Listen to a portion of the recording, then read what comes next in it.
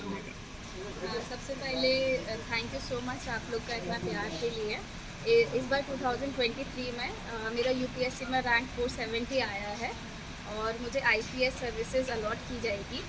मेरी ट्रेनिंग अगस्त में चालू होगी और 1 साल की ट्रेनिंग के बाद मुझे अपना कैडर मिल जाएगा, जो कि मैं मध्य प्रदेश एक्सपेक्ट कर रही हूँ। इसमें मैं बहुत ज़्यादा शुक्रिया अपनी फैमिली, फ्रेंड्स और आसपास के लोगों को देना चाहूँगी, स्पेशली पृथ्वीपुर और मेरा जो गांव खिस्टौन है उसको, क्योंकि जो मेरा जर्नी था या जब मैंने उद्देश्य बनाया कि मुझे सिविल सर्विस में आना है, तो उसका सबसे बड़ा रीज़न यही था कि मैंने वहाँ की प्रॉब्लम्स को देखा। वहाँ की प्रॉब्लम्स को सॉल्व करने के लिए मैंने और मेरे पिताजी ने ये ठाना कि मुझे एक ऐसी पोजीशन पे, एक ऐसी पावर पे जाना ज़रूरी है जहाँ पे मैं लोगों के लिए बदलाव ला सकूँ। मेरे पापा खुद भी इस काम में, समाज सेवा में जुड़े हुए थे और मेरी मम्मी भी एक किसान है और सरपंची में भी रह चुकी है। और मेरी बड़ी बहन जो है वो आर्मी में सेवा करती है और उससे भी बड़ी बहन प्राइवेट सेक्टर में जॉब करती है।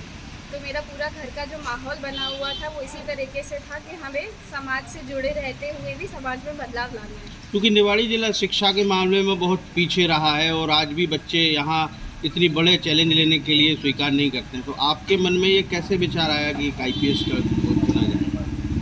सर, शिक्षा का तो ये है कि जहाँ से भी आपको मिले थोड़ी थोड़ी आप ले सकते हो, बट ये भी एक हार्ड रियलिटी है कि निवाड़ी क्षेत्र में अभी शिक्षा इतने अच्छे तरीके से नहीं आ पाई है। तो इसी चीज़ के लिए मेरे माता पिता ने हमको भोपाल लेके गए और हमें वहाँ पे एक अच्छी शिक्षा प्रोवाइड करी, अच्छे ग्रेजुएशन से, अच्छे सब्जेक्ट से हमको इंग्लिश मीडियम के माध्यम से सिविल सर्विसेज की तरफ लेके गए।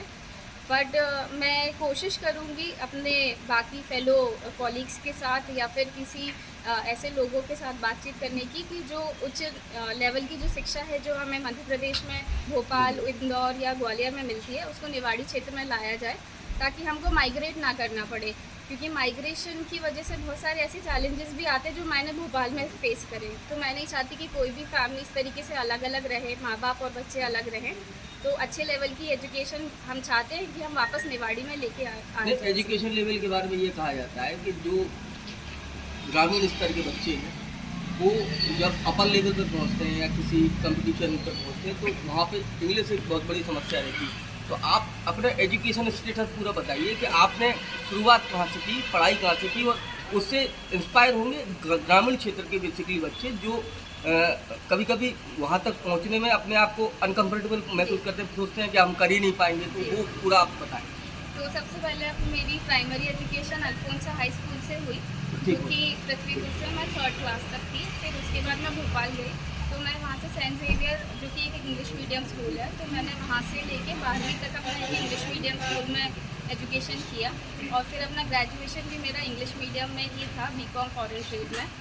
बट सर, आपके क्वेश्चन को जो बोला जाए कि अगर किसी को भी कोई सरकारी नौकरी चूज़ करनी है और स्पेशली यूपीएससी, तो मेरे कुछ सीनियर सर ऐसे भी रह चुके हैं, रवि सियांग सर और दूसरी 1-2 मैम और भी है जो हिंदी मीडियम क्षेत्र से, इवन बिहार की एजुकेशन सिस्टम जो है वो हिंदी ओरिएंटेड है। तो हिंदी माध्यम आपका रुकावट नहीं बन सकती है, बट ये ज़रूर है कि थोड़ा कंपटीशन में प्रॉब्लम होती है। तो हम उस चीज़ को सॉल्व करने की कोशिश करेंगे। मुझे लगता है कि कोई भी स्टूडेंट का जो है विल पावर उस बात पे ज़्यादा निर्भर करता है, माध्यम इतना मैटर नहीं करता है। Thank you.